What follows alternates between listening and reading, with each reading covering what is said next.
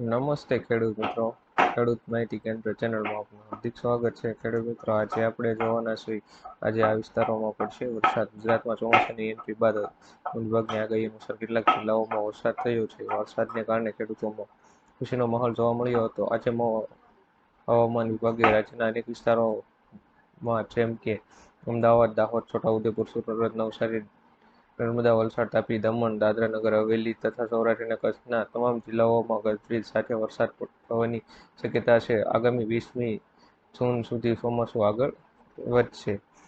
2000નો હપ્તો ખાતામાં જમા. પ્રધાનમંત્રી કિસાન સન્માન નિધિ યોજનાનો 17મો હપ્તો આજે ખેડૂતોના ખાતામાં ટ્રાન્સફર કરવામાં આવ્યો છે. ત્રીજી વખત વડાપ્રધાન તરીકે શપથ લીધા બાદ પ્રધાનમંત્રી નરેન્દ્ર મોદીએ આ સૌથી પહેલા પીએમ કિસાન યોજનાના સંબંધિત ફાઇન પર હસ્તાક્ષર કર્યા હતા. આજે પ્રધાનમંત્રી આ યોજના હેઠળ યુપીના વારાણસીની ખેડૂતો ભાઈઓના ખાતામાં પૈસા ટ્રાન્સફર કરશે. પ્રધાનમંત્રી કિસાન સન્માન નિધિ યોજના એ વિશ્વની સૌથી મોટી ડીબીટી યોજનાઓમાંથી એક છે.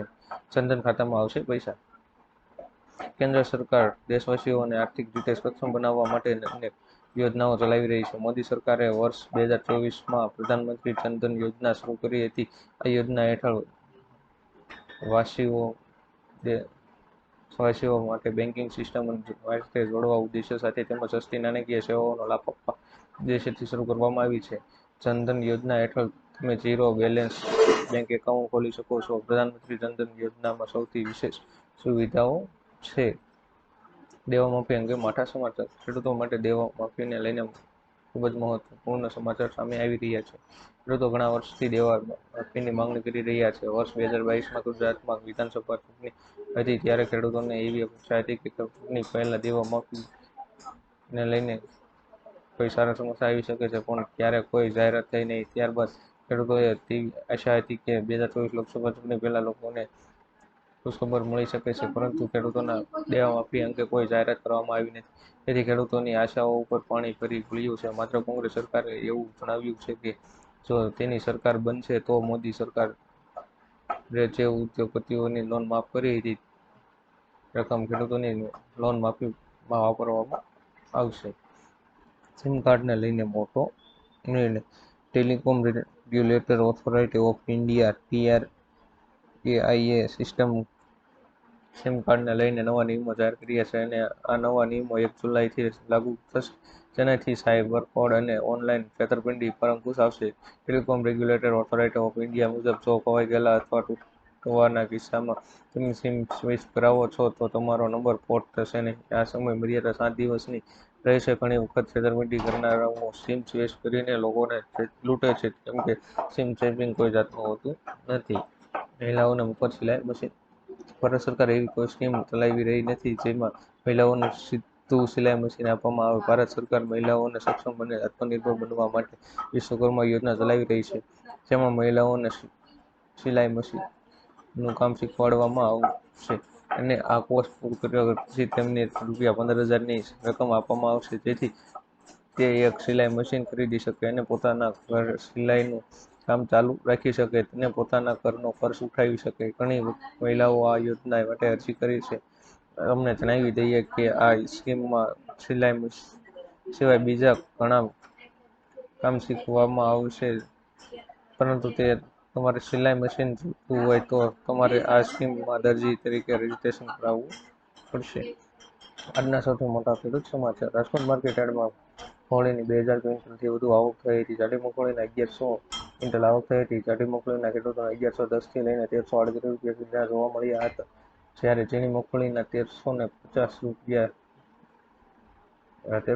ક્વિન્ટલ આવક થઈ હતી. તેમાં એક મણનો ભાવ 1100થી લઈને ₹1271 સુધીના જોવા મળ્યો હતો. યાર્ડમાં આજે કપાસની 1800 ક્વિન્ટલ આવક થઈ હતી. જ્યારે કપાસના ભાવની વાત કરવામાં આવે તો આજે એક મણ કપાસના ભાવ 1350થી લઈને ₹1540 સુધીના જોવા મળ્યા હતા. વિદ્યાર્થીઓને 75,000 સ્કોલરશીપ.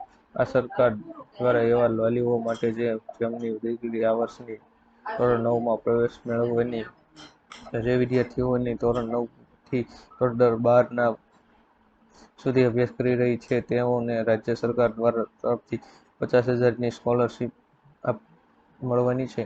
જો વિદ્યાર્થીની ધોરણ 11 સાયન્સમાં પ્રવેશ મળશે તો તે વધારાની 25,000ની સહાય એટલે કે ધોરણ 9 થી 12ના અભ્યાસક્રમ સુધીમાં 75,000 રૂપિયાની સ્કોલરશીપ પોતાના લાભ થવાનો રહેશે. જે માટે હાલમાં નમો લક્ષ્મી અને નમો સરસ્વતી યોજના ફોર્મ ભરવાના શરૂ થઈ ગયા છે. 1,000 રૂપિયાની નકલી નોટો સુરતમાં ફર્જી રિઝર્વની મફક લોકોને નકલી ચલણની નોટો છાપવાનું શરૂ કરી દીધું હોય તેવું દેખાઈ રહ્યું છે. થોડા સમય પહેલા નકલી નોટો ઝડપાઈ બાદ ફરી એકવાર સાડીના પ્રિન્ટિંગમાં કામ કરતા શખ્સ નકલી લાખો નોટો છાપી અને બજારમાં વટાવી પણ દીધી હોવાનો મામલો સામે આવ્યો છે. પોલીસે હાલમાં આરોપી સહિત 100ના દરની 24,000ની નકલી નોટો કબજે કરી હતી. આરોપીની ધરપકડ કરી આગળની કાર્યવાહી આવી. માત્ર 600 રૂપિયામાં ડીએપી ખાતર. મોદી સરકારે ખેડૂતો માટે મોટી ભેટ આપી છે. કેન્દ્ર સરકાર ખેડૂતોના ખર્ચને ઘટાડવા માટેની વિશેષ યોજના બનાવી રહી છે. જેમાં સરકાર હવે ડીએપી ખાતરમાં સબસિડી આપવા જઈ રહી છે. ઘણા લાંબા સમયથી સરકાર આ દિશામાં કામ કરી રહી હતી, જેમાં સરકારને આમાં સફળતા મળી છે. સરકારે આઈએફએફસીઓ દ્વારા તૈયાર કરવામાં આવેલ નેનો ડીએપી ખાતર લોન્ચ કરવામાં આવ્યું છે. આઈએફએફસીઓ દ્વારા તૈયાર કરવામાં આવેલ નેનો ડીએપી ખાતરની કિંમત 600 રૂપિયા છે, જેમાં 500 ગ્રામ ડીએપી ખાતરનું પ્રાય ઉપલબ્ધ થઈ શકે છે. આ ખાતર 1 બોરી જેટલું કામ કરશે. હાલમાં ડીએપી ખાતરની બોરીની કિંમત 1,350 છે, એટલે કે તેની સરખામણીએ આ ખાતર અડધા ભાવમાં પડશે, જેનાથી ખેડૂતોને સીધો ફાયદો થશે. ખેડૂત મિત્રો, અવનવા વિડીયો જોવા માટે અમારી ચેનલ ખેડૂત માહિતી કેન્દ્ર ચેનલને સબસ્ક્રાઇબ કરો, શેર કરો અને લાઇક કરો કે આપ સુધી અમારા અવનવા વિડીયો પહોંચતા રહે.